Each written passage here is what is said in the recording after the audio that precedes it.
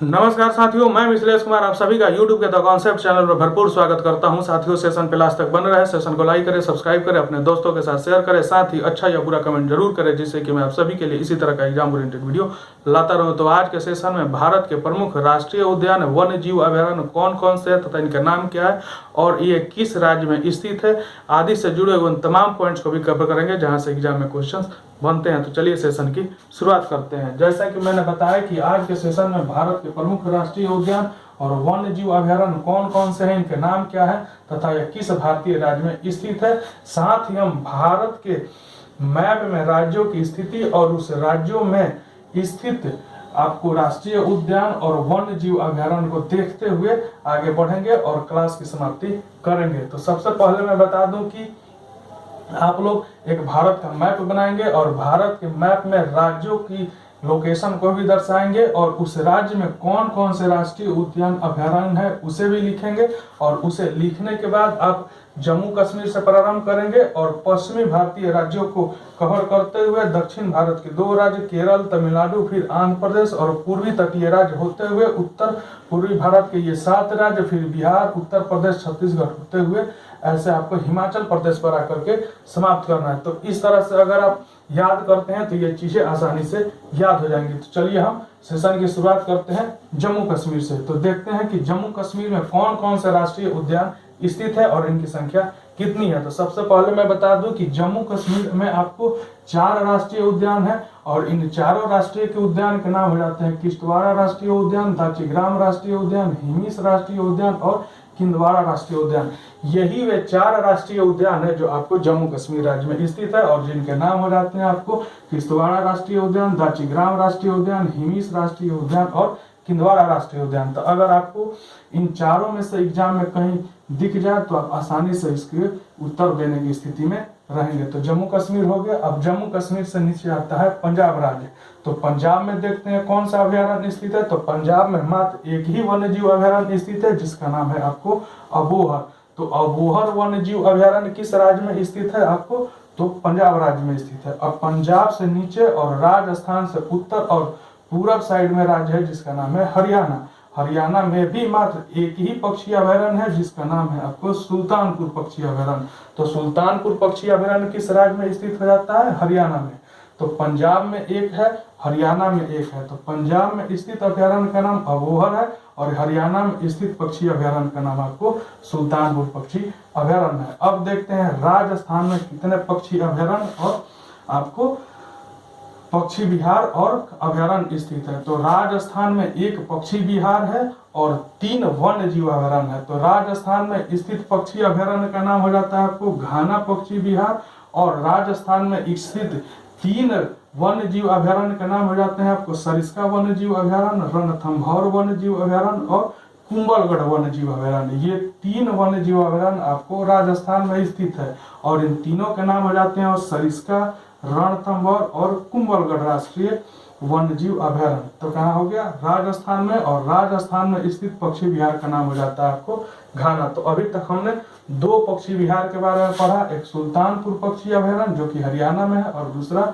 घाना पक्षी विहार जो कि राजस्थान में स्थित है। अब राजस्थान से नीचे आपको आ जाता है गुजरात। तो गुजरात में देखते हैं कितने वन्य जीव अभयारण्य है। तो गुजरात में मात्र 3 है। तो गुजरात में कौन कौन से आ जाते हैं, गिर राष्ट्रीय उद्यान, कच्छ का रण उद्यान और नल सरोवर राष्ट्रीय उद्यान। ये 3 ही वे वन्य जीव अभयारण्य है जो आपको गुजरात राज्य में स्थित है और इनके नाम हो जाते हैं आपको गिर राष्ट्रीय उद्यान, कच्छ के रण राष्ट्रीय उद्यान और नल सरोवर राष्ट्रीय उद्यान जो कि आपको गुजरात राज्य में स्थित है।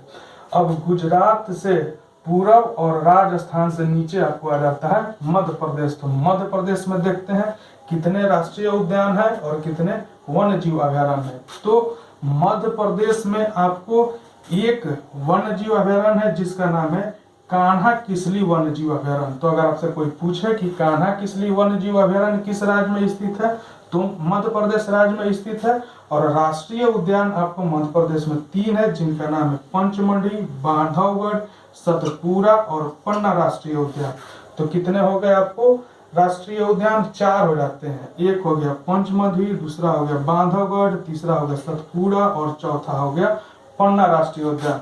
तो 4 आपको राष्ट्रीय उद्यान मध्य प्रदेश में है, और एक वन्य जीव अभयारण्य जिसका नाम है कान्हा किसली वन्य जीव अभयारण्य मध्य प्रदेश में है। तो सॉरी, मैंने यहाँ पे 3 ही राष्ट्रीय उद्यान बताया था, क्योंकि यहाँ पे 4 राष्ट्रीय उद्यान दिख रहे हैं, और ये चारों राष्ट्रीय उद्यान आपको स्थित है मध्य प्रदेश में, और एक वन्य जीव अभयारण्य है कान्हा किसली जो कि आपको स्थित है मध्य प्रदेश में। अब मध्य प्रदेश से नीचे आता है महाराष्ट्र।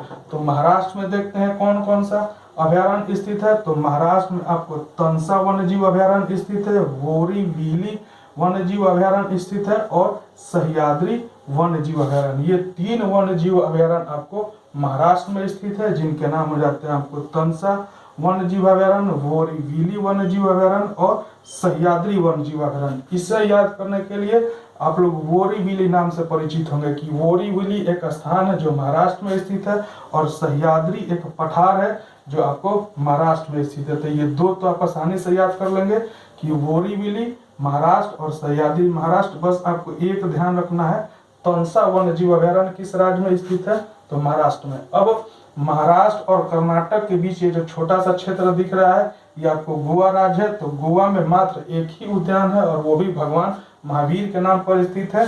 तो गोवा में स्थित उद्यान का नाम क्या हो जाता है, भगवान महावीर उद्यान। तो अगर कोई आपसे पूछे कि भगवान महावीर उद्यान किस राज्य में स्थित है, तो गोवा राज्य में स्थित है। अब बारी आता है कर्नाटक का। तो कर्नाटक में देखते हैं कितने अभयारण्य स्थित है।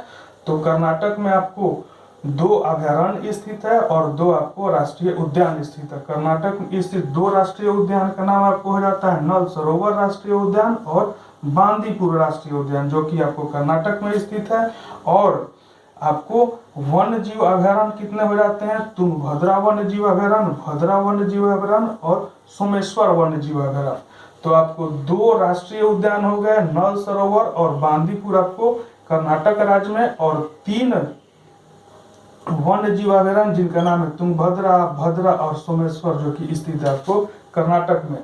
तो इसे याद करने के लिए तुंगभद्रा, तो तुंगभद्रा में तुंग को हटा देंगे तो भद्रा आता है। तो तुंगभद्रा और भद्रा आपको वन्य जीव अभयारण्य कर्नाटक में स्थित है, और सोमेश्वर की पहाड़ी के नाम से इसे कोरिलेट करेंगे तो ये आसानी से याद हो जाएंगी।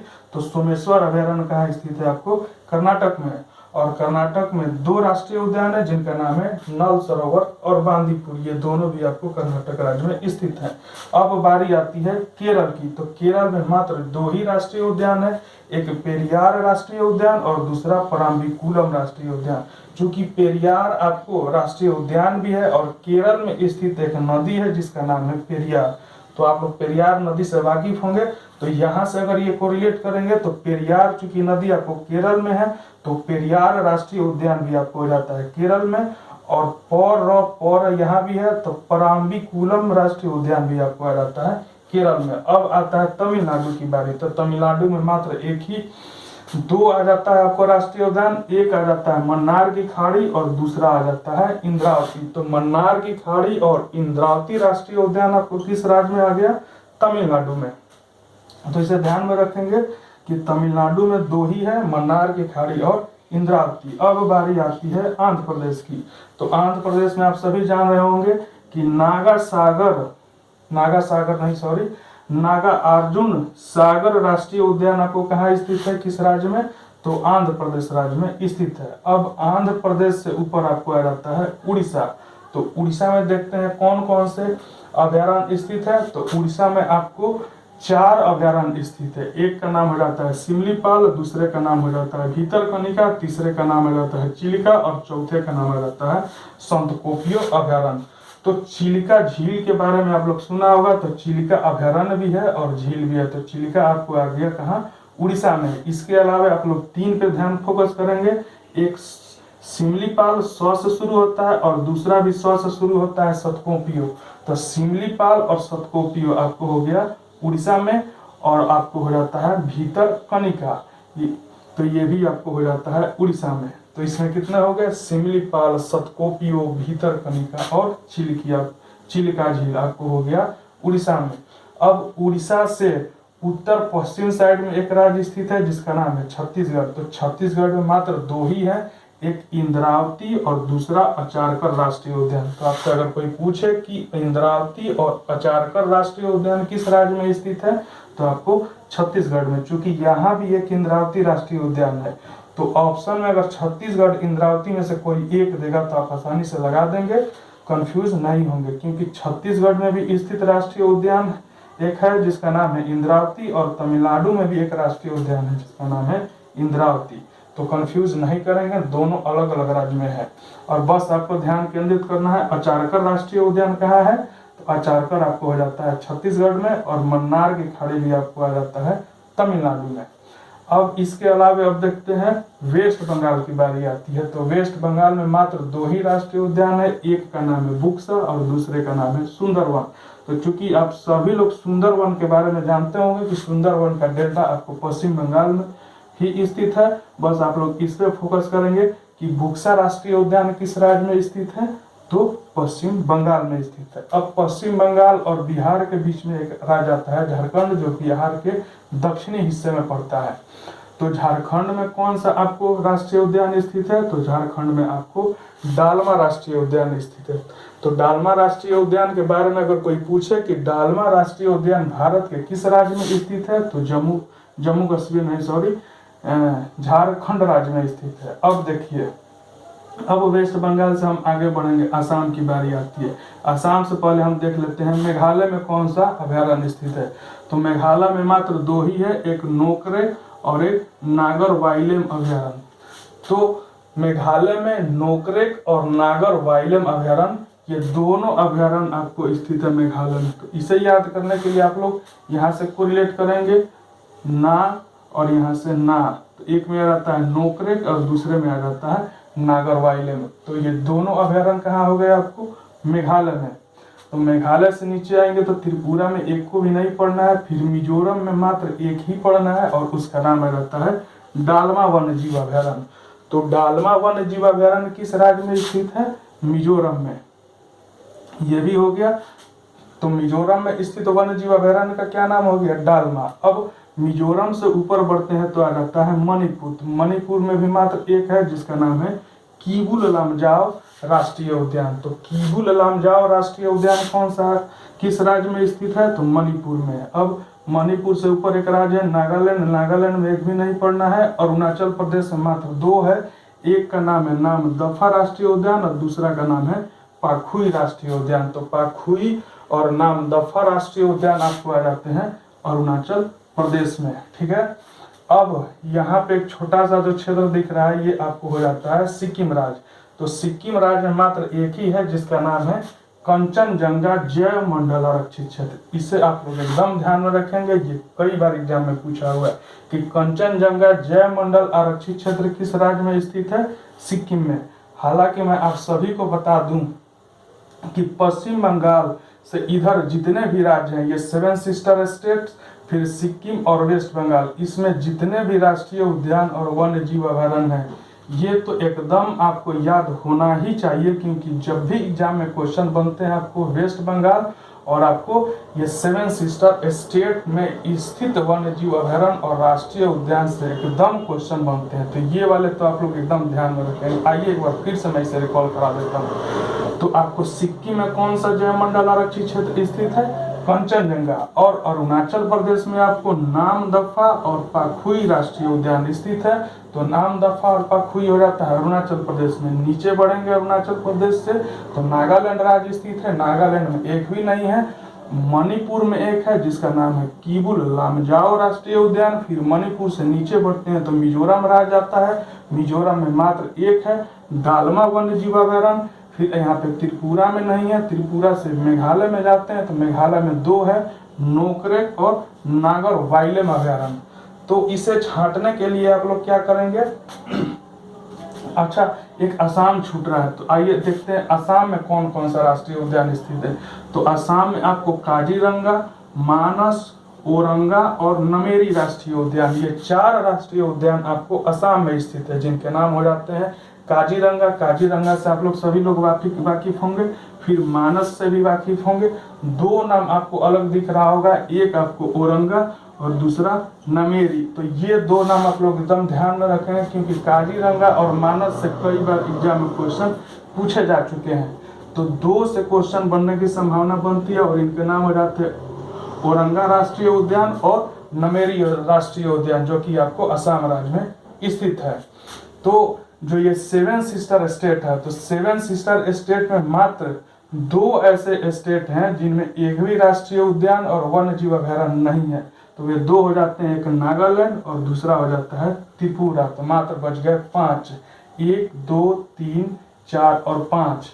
तो इसे आप लोग ध्यान में रखेंगे। एक अरुणाचल प्रदेश में 2 हो जाता है, असम में 4 हो जाता है, मणिपुर में 2, मेघालय में 2 हो जाता है, आपको मिजोरम में 1 हो जाता है और मणिपुर में 1 हो जाता है। ठीक है, अब आगे बढ़ते हैं। यहाँ से बिहार में देखते हैं। तो बिहार में मात्र 2 ही है, एक वाल्मीकि नगर वन्य जीव अभयारण्य और दूसरा मुंगेर वन्य जीव अभयारण्य। तो आपको वाल्मीकि नगर वन्य जीव अभयारण्य उत्तर बिहार के राज्य बेतिया में स्थित है। ठीक है, और दूसरा आपको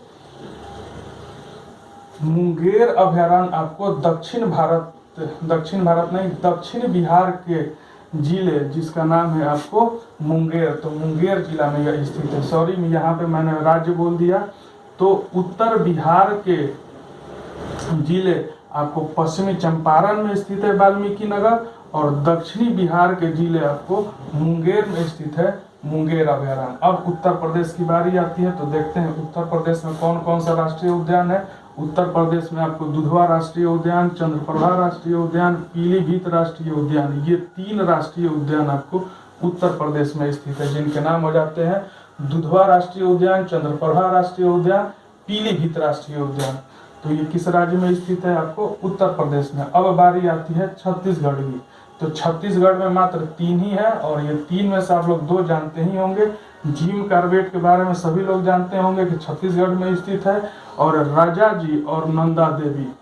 तो राजा जी और नंदा देवी राष्ट्रीय उद्यान आपको स्थित हो जाते हैं छत्तीसगढ़ में। मात्र ये 2 को ध्यान में रखेंगे, क्योंकि जिम कॉर्बेट सभी लोग जानते होंगे कि जिम कॉर्बेट राष्ट्रीय उद्यान आपको छत्तीसगढ़ राज्य में स्थित है।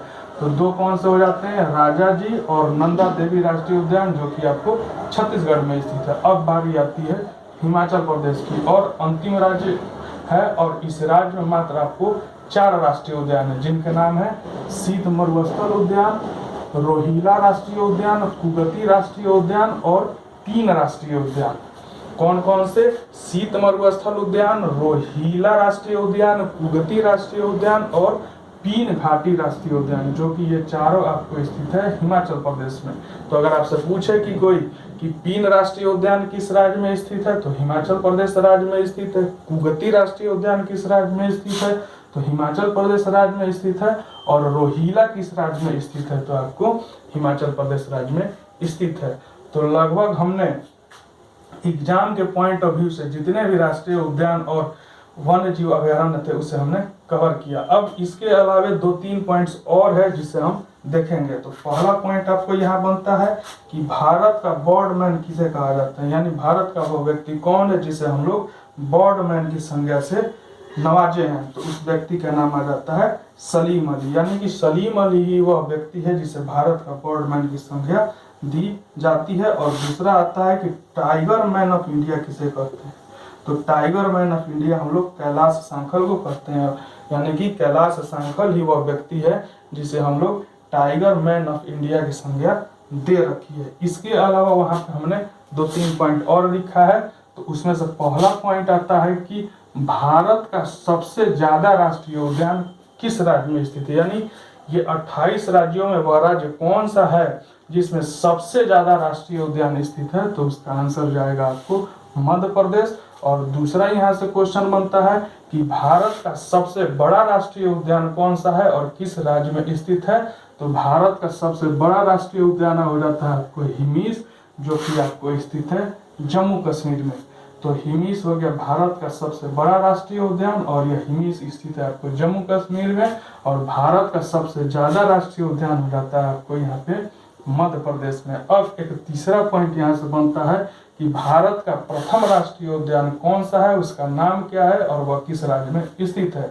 तो भारत का प्रथम राष्ट्रीय उद्यान है जिसका नाम है जिम कॉर्बेट नेशनल पार्क। इसी को हम लोग हेली नेशनल पार्क के भी नाम से जानते हैं। इसी में ध्यान में रखेंगे, क्योंकि अगर कोई आपसे पूछ दे कि हेली नेशनल पार्क का अन्य नाम क्या है, तो जिम कॉर्बेट नेशनल पार्क, या दूसरे तरह से घुमा के पूछ सकता है कि जिम कॉर्बेट नेशनल पार्क का अन्य नाम क्या है, तो हेली नेशनल पार्क। और ये जिम कॉर्बेट नेशनल पार्क और हेली नेशनल पार्क किस राज्य में स्थित है, तो आपको ये छत्तीसगढ़ में स्थित है। और यह भारत का प्रथम राष्ट्रीय उद्यान है जिसका नाम है आपको जिम कॉर्बेट और हेली नेशनल पार्क।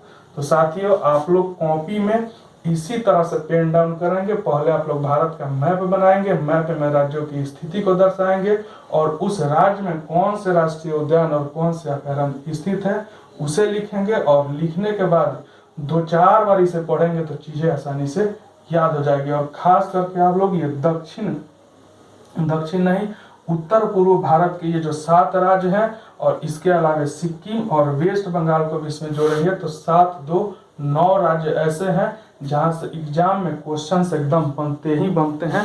तो साथियों, आप लोग जैसे मैंने बोला वैसे करिएगा तो चीजें आसानी से याद हो जाएगी। तो साथियों, आज के सेशन में बस इतना ही, फिर अगले सेशन में मिलते हैं एक नए टॉपिक के साथ। तब तक के लिए जय हिंद, वंदे मातरम।